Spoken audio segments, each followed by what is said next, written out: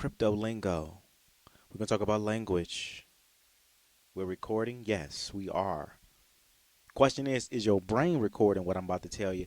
And this is why we record these videos so that you can continue to watch them over and over again. Remember, the best learning is repetition.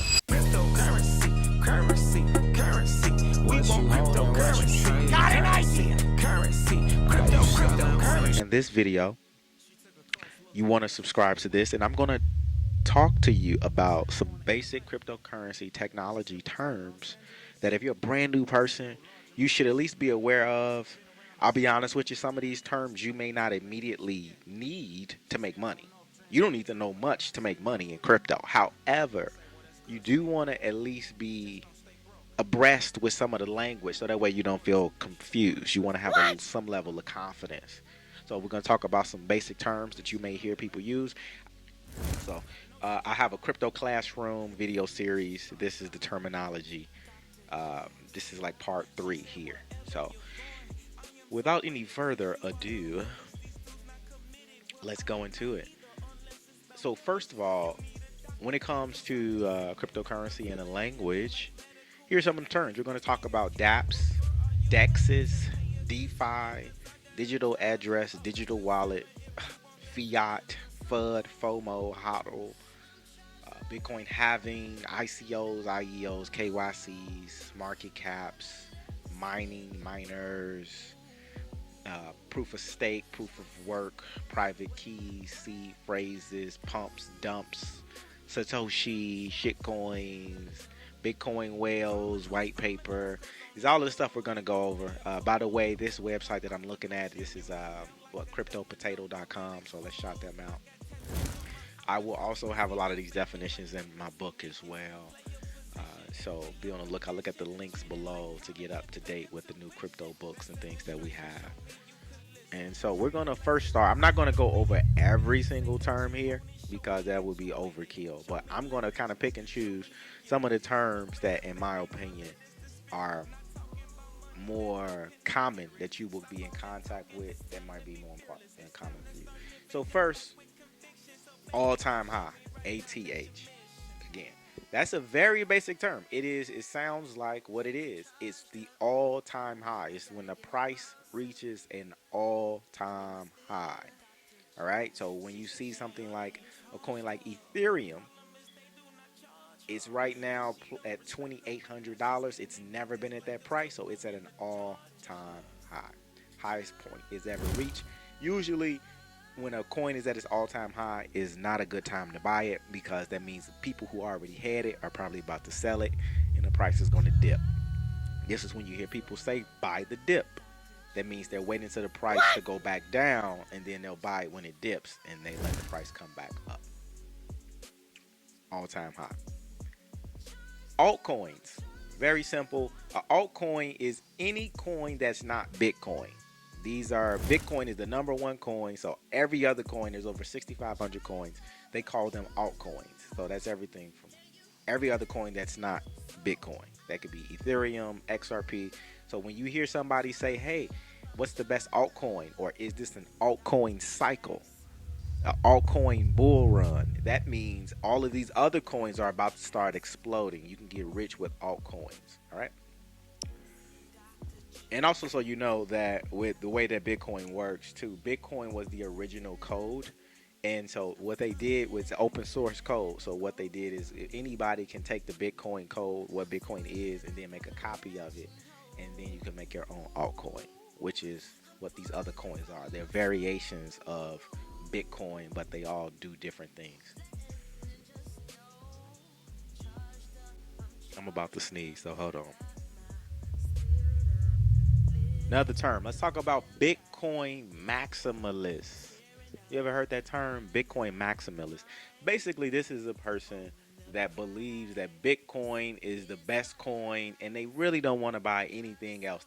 Sometimes they don't want to support anything else outside of Bitcoin. So this is such a person who believes only in emphatically in Bitcoin. That's a Bitcoin maximalist.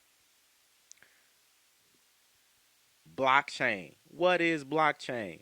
So blockchain can be described as a huge information file that has all of the transactions that's ever been made. So it's a ledger. It's just a record that shows everything that has happened in the past.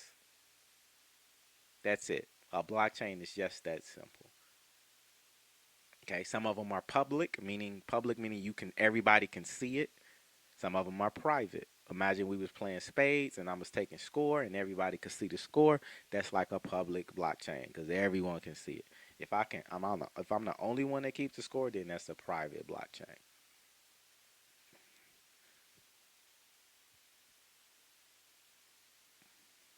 All right. Here's another word that you may hear a lot. It's called a DApp. What are DApps? DApps are decentralized applications. These are applications that are built on top of blockchain technology. So, decentralized, this is another word. Decentralized basically means there is no one control source, no one entity that has the control. No government controls it, no company controls it, no one place controls it.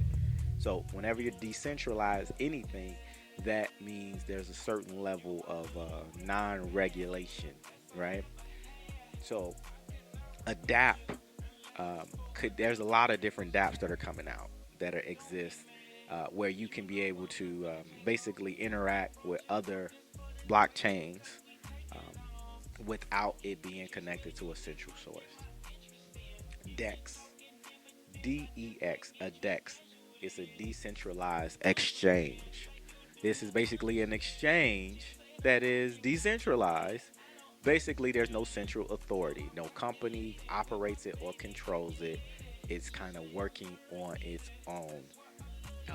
And a lot of times they may not work on their own. The way they will be structured, it's the people that use the network are the people that allow the exchange to still work properly, because the code that was put into it, in addition to if it was programmed in such a way for the people can run like a node or they'll run a validator.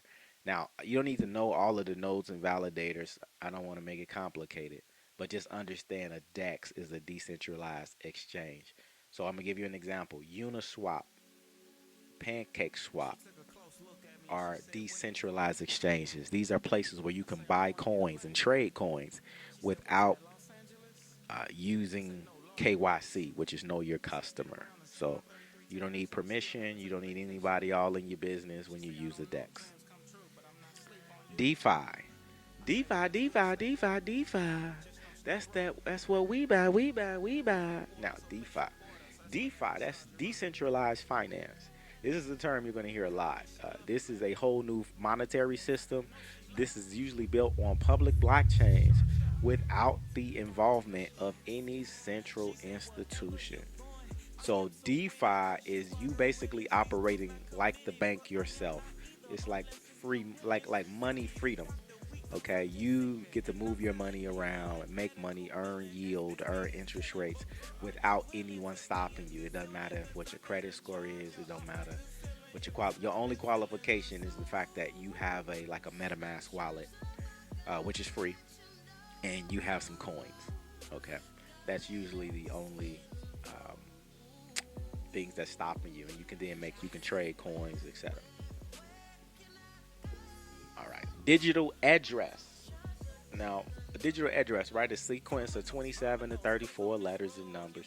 Usually, a digital address is going to be like a public address. Usually, when you have a wallet, let's say you got a wallet with some XRP in it, or Bitcoin, or it doesn't matter, Ethereum. All of those different coins may have a different address, and you can share someone the public address, and that's how they send you those coins. Now, right now, if you have Ethereum and you want to send Ethereum, you need to send it to an Ethereum public address. You cannot send Ethereum to someone who has a Ripple address. Like at the same coins have to match. In the future, that may be different. What's happening now is the addresses there may be just one address and you can send any coin to that one address. But right now, in general, it's set up where you need to know the public address and you need to make sure that address is the same, meaning the same type of coins. Never give you anyone your private address, your private keys. You got a public and a private. Never give away your private address. Digital wallet. Your digital wallet is it comes in different forms. It is what it sounds like. This is a wallet where you can hold your coins. It's a lot of different wallets. Most of the wallets are for free. You got cold wallets, you got hot wallets, you got paper wallets. But right now we're talking about digital wallets. Usually, a digital wallet is where you're going to store, again, whatever your coins are. The Bitcoin, uh, it's very important though when you have a wallet, if it has a private address, that is the safest and the most secure wallet usually on the planet because only you have that private key. So it's like a safe deposit box virtually where only you can gain access to it. Only way someone can get access to it and move a coin is if they have your private address to get access. All right. Usually, also, you will need a 12-word seed phrase that will come along with that digital wallet as well. But there's different forms of digital wallets. Some wallets are centralized and do not require a 12-word password. Okay. We'll talk about that in another video. Fiat. Fiat is basically almost like a fake currency, meaning a currency that's not backed by anything. Easier way to look at this is it's a currency that is backed by a state or country. The United States dollar is fiat. The Japanese yen is fiat, right? Most currencies are fiats outside of, unless they're mostly like these decentralized currencies, then they're not fiat. FOMO is the fear of missing out. When you hear people say FOMO, that means I'm afraid I'm gonna miss out on something. So that's FOMO. FUD is the fear of uncertainty and doubt. When you hear people say there's a lot of FUD being spread around, FUD means people are trying to scare you and fear. And so this is when you may see news articles that say, "Hey, China is going to ban Bitcoin," or you'll see another article. I think the government is going to introduce new regulations and the price is going to drop. A lot of the time, that's called fear and uncertainty and doubt, which is FUD. And when you hear a lot of that, it's FUD. HODL. HODL means hold on for dear life. That's what that means. I mean, usually HODL, another way to say it, is these are people that they are long term investors. So they'll have Bitcoin and they'll just hold on to it for 5 years, 10 years. They're never trying to sell it, never trying to trade it. They're not trying to swap it. They're just hodling. They're just holding on to it. Having this is a predetermined process that cuts half of the rewards of the miners um, for verifying transactions. So basically, what this means for a brand new crypto person is each year there's a certain amount, every 4 years Bitcoin has a certain amount of Bitcoin that is released. Let's say this year they're releasing 10,000 Bitcoin. 4 years from now there will be another Bitcoin release, but it will be half the amount, 5,000. And then another 4 years it'll be half that, it will be 2,500. Then another 4 years it will be half that. All right, so and that's called a halving. And when that happens, usually prices it will get more expensive a lot of times, and a bull run will start. But I could talk more about that in another. That's a whole nother video with halving. All coins don't do halving. Bitcoin does though. ICO, that's an initial coin offering. This is like a fundraiser when a coin is about to go public and they want to raise money. They just start an ICO. That means you're buying the coin before they go public. That means you're getting it real cheap. Let's say a coin comes out. Let's say it's the Jackson coin, and I'm saying, hey, you can get the coin for 50 cents per coin, and you can buy up and support it. And then once you buy that 50 cent a coin, I go public, and then the coin goes to $5, and then that's an ICO. It's kind of like an IPO, initial public offering. Uh, IEO is the initial exchange offering. Same exact thing, but they're doing it for an exchange. You're buying the exchange token before they go public for cheap. KYC, that's know your customer. Okay, that means you got to submit your ID.